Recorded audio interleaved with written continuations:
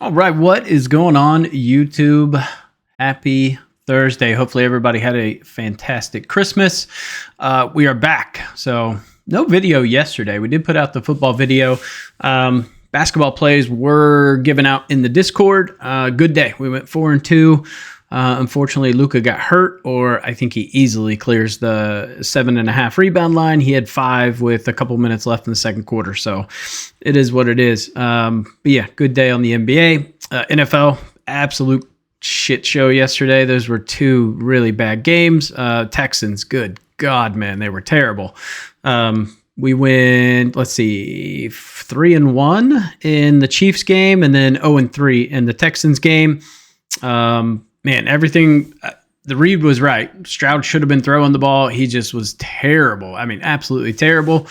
It is what it is. We had the Mixon over receptions and receiving yards. He had 2 receptions early and then just barely played in the second half.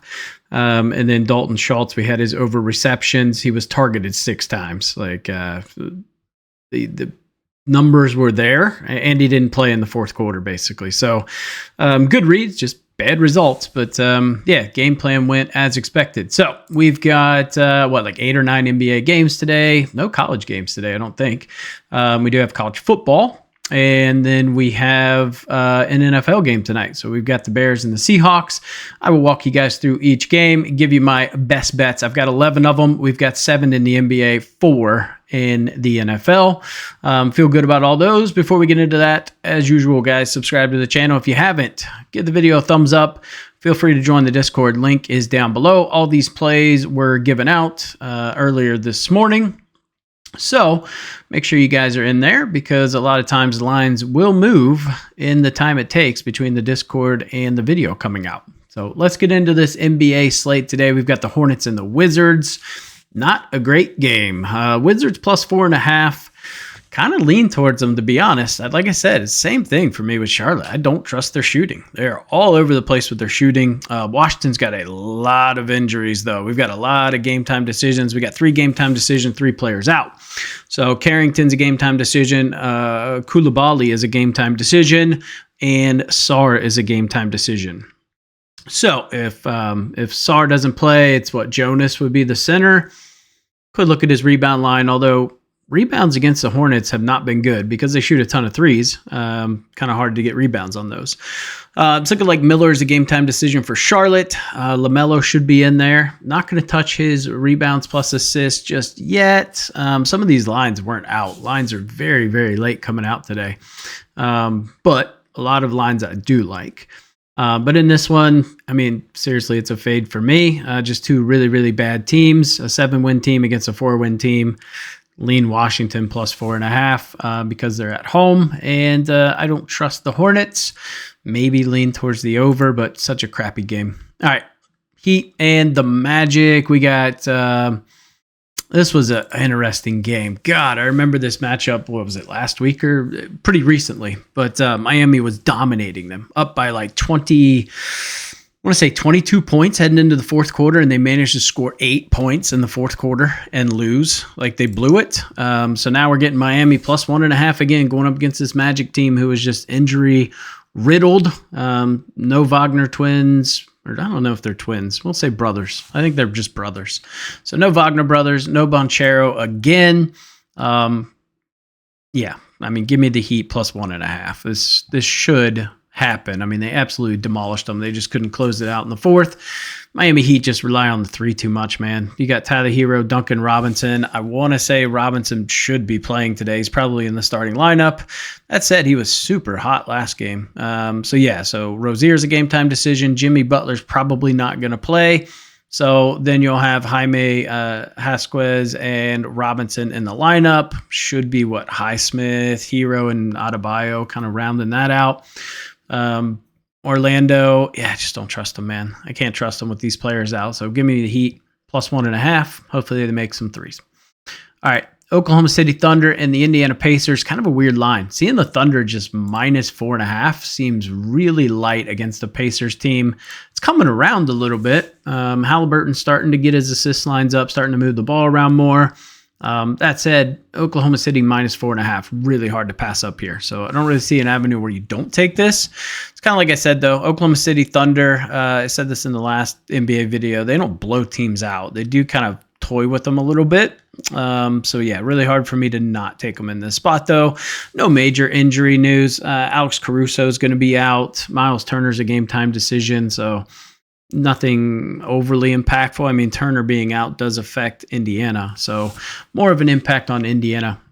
Give me Oklahoma City Thunder -4.5. I definitely like the over 226.5 in this one. I think they're both good plays, but over 226.5 should be pretty good. All right, Bulls and the Hawks. This is the battle of fast-paced teams. We see an over-under of 242.5. I mean, these teams both play really quick. Hawks -6.5. I don't know if I trust the Hawks at -6.5. So give me Chicago +6.5. I would lean towards the over 242.5, which is scary. I don't play over-unders that high, but if I had to pick, I would actually lean towards the over. It's just two teams that just don't play defense, like to score a lot in transition. So should see some pretty fast buckets. I do like Trae Young over 11.5 assists. It didn't make the card, but I do have a good lean towards that. He has a great track record against Chicago going over this line. It's just scary high. Little scary high in that one. I do like Clint Capella under 10.5 rebounds. We'll talk about why, but that is one of my favorite plays today. Next game, Nets and the Bucks. So Lillard, Giannis, and Chris Middleton are game time decisions. It's looking highly likely Middleton plays. Lillard and Giannis are coin flips. So one of the plays I like in this one is going to be Brook Lopez over 9.5 points. We'll talk about why at the end, but good one there. Bucks -10.5 at home. Kind of a strong line against a Nets team that does play good defense. I wouldn't lean to take a team on this type of line. I would lean more towards the under 213.5. Nets play very good defense. Ben Simmons assists 7.5 could be a possibility as well. Raptors and the Grizz -11.5 going against the Raptors. Poor Raptors, man. Every game, double-digit dogs. Sucks. I don't think there was any major injuries that I saw when I was looking at this game earlier. Same guys are out. G.G. Jackson, Marcus Smart, Vince Williams for Memphis. On the Toronto side, no Podol still, no Quickly, no Brown. So same folks they've been rolling with. Really hard to trust this Raptors team. That said, 11.5 is a decent amount, but Memphis has been blowing the brakes off of people. Two teams that played a pretty quick pace. This is two top 5 pace teams, I believe. But I would still lean towards this under 238.5. This line's just a little too high in my opinion. So that's where I'm at in that game. Rockets and the Pelicans. So Rockets -7.5. Pelicans at home have been a significantly better team. That said, Rockets have been playing really well. So I would lean Rockets -7.5. I don't really want to touch that line. I do like the under 221.5 in this contest. All right, Pistons and the Kings. Pistons getting 5.5. Kings have just not looked right lately. They have not looked right. Domantas Sabonis is a game time decision, but he is very likely to play. So we'll just say he's playing. Detroit side of the ball, Jalen Duren is a game time decision, likely to play. Isaiah Stewart is kind of a coin toss. Obviously, he is the backup to Duren. Pistons team, I just can't get behind them, man. 5.5 going up against the Kings. Kings are a significantly better team. Give me Kings -5.5 with a lean towards the over 227.5. Utah Jazz and the Portland Trailblazers, the game that no one wants to watch. Thank God it's on late, so no one will watch it if you're on the East Coast. Portland -1.5 in this spot for me. Just the better team. Jazz, they're just so bad. I mean, they're sporadic on when they're good, but yeah, I can't get behind them. Give me the Trailblazers in this one, but this is a game nobody wants to bet on. Absolutely nobody. All right, let's talk some NFL here. Hopefully a better game than what we saw yesterday in the evening game. Baltimore. What did Lamar had? He had 15 pass attempts. I'm pretty sure that's right. He went 10 for 15. What? And they scored 31 points. That's absurd. Derrick Henry just popped off on him. All right, Seahawks and the Bears. We see the Seahawks -4. This has been 4, so it looks like it jumped to 4.5. Obviously, traveling to Chicago. Weather-wise, I mean, it's going to be cold because it's in Chicago. But all in all, for Chicago, it's not bad. 44 degrees. That's pretty damn good for this time of year in Chicago. Slight chance of rain, so I think that's why we're seeing an over-under that's a little bit lower. I want to say, you were able to get this at 41.5 about a half hour ago. I did like the over 41.5. 42.5 does change it a little bit, but I don't see an avenue where I'm willing to back Chicago. Caleb Williams has been sporadic as can be. I do not trust him. I do think there's opportunities. That said, if we look at Chicago Bears D, they give up a decent amount of rushing yards, rushing touchdowns, and rushing attempts. So I think Charbonnet has a pretty decent day. Kenneth Walker is out, so he will be the primary running back today. On the Seattle side of the ball, I mean, there's definitely avenues. They give up a decent amount of receptions and yards to wide receivers. They give up rushing yards, a decent amount of rushing yards. So I think both teams should be able to move the ball in this game, but I'm not going to take Chicago. I just can't. They're so bad. I hate this line at 4.5. This is one where I would probably tease it. I would do Seattle -2.5 and then tease the over probably down to about 37, 36, something where I can get some plus money there. But yeah, in no world am I backing Chicago. I don't care if they're at home. That is, Caleb Williams has a lot of learning to do. That's for sure.